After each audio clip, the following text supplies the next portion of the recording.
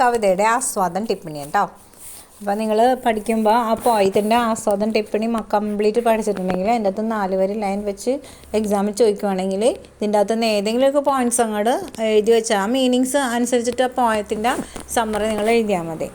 അപ്പോൾ കവിതയുടെ ആസ്വാദന ടിപ്പണി നോക്കാം കേട്ടോ. ജയശങ്കർ പ്രസാദ് ഹിന്ദി സാഹിത്യ के ഛായാവാദി കവിയോ में अग्रणी है.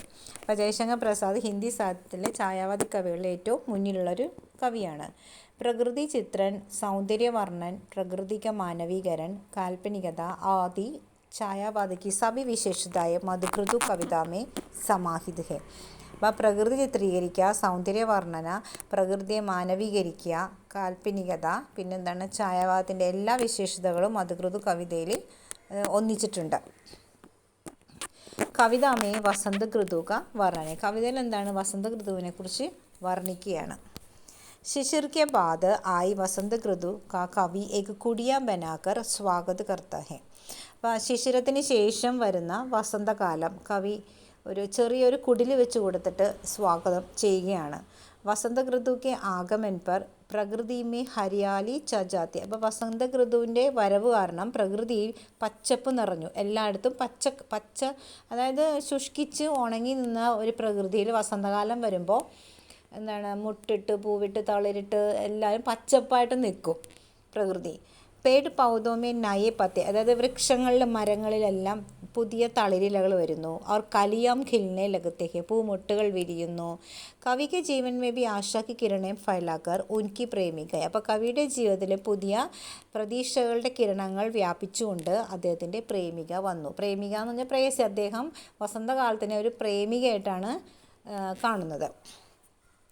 വസന്ത ഋതു पर सूखे तिनकों को कोई स्थान नहीं है. അപ്പോൾ വസന്തം വരുമ്പോഴത്തേക്കും അവിടെ ഡ്രൈ ആയ ചെടികൾക്കും ഡ്രൈ ആയ കാര്യങ്ങൾക്കൊന്നും തന്നെ ഒരു സ്ഥാനമില്ല. പ്രേമഹീൻ ലോകവും കോബി സൂഖി തിനക്കോങ്കി ഇത്ര ഹംസെ ഭാഗ്ജന. അതായത് പ്രേമം ഇല്ലാത്ത മനുഷ്യനായാലും ഏതായാലും പ്രേമമില്ലാത്ത സ്നേഹമില്ലാത്ത ഡ്രൈ ആയ ഒന്നിനും തന്നെ വസന്തകാലം വരുമ്പോഴത്തേക്കും അവിടെ സ്ഥാനമില്ല. രാത് കർ അന്ധകാർ കോ പാർ കർക്കെ ചന്ദ്രമാക്കി കിരണേ ആത്തി ഹെ. ഇപ്പോൾ രാത്രിയിൽ ഇരുട്ടിനെ ഭേദിച്ചുകൊണ്ട് ചന്ദ്രൻ്റെ കിരണങ്ങൾ ഭൂമിയിലേക്ക് വരുന്നുണ്ട്. ഉസി പ്രകാർ അതേപോലെ വസന്ത ഋതുമേ കവിക്ക് ജീവൻ മേ സൗന്ദര്യക്ക് ലാലിമ ഫൈലാത്തി ഹുയി പ്രേമിക. അതേപോലെയാണ് വസന്തകാലത്തിലെ കവിയുടെ ജീവിതത്തിലെ പുതിയൊരു പ്രകാശം പരത്തിക്കൊണ്ട് പ്രേമിക വരുന്നത്. ഉൻകി പ്രേമാനുഭൂതിയോ കോ ജഗാകർ ചാന്ദിനി ആയേക.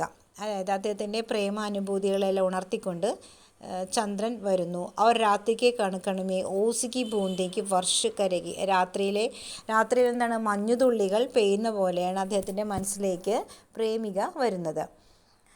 വസന്തയ്ക്ക് ഈ മധുമയി വാതാവരണമേ കവി അപ്പന സബ് കുച്ച് പ്രേമിക കോ ദേ രഹി. അപ്പോൾ വസന്തത്തിൻ്റെ ഈ സുന്ദരമായ ഒരു അന്തരീക്ഷത്തിലെ കവി തൻ്റെ എല്ലാം തന്നെ പ്രേമികൾക്ക് സമർപ്പിക്കുകയാണ്. അപ്പോൾ ഛായാവാദിക്ക് പൂരി വിശേഷത യഹാ കവിതാമേ പായി ജാതെ. അപ്പോൾ ഛായാവാദിൻ്റെ എല്ലാ വിശേഷതകളും തന്നെ ഈ കവിതയിൽ കവി കൊടുക്കുന്നുണ്ട്. പ്രകൃതി മാനവീകരണം, പ്രകൃതിയെ മാനവീകരിക്കുക, അതായത് നവീകരിക്കുക. കോമൾ പദാവലിയോ കാ പ്രയോഗ, കോമളമായ വളരെ ലളിതമായ സംഭവം, അതായത് ലളിതമായ വാക്കുകൾ കൊണ്ടാണ് കവിത അലങ്കരിച്ചിരിക്കുന്നത്.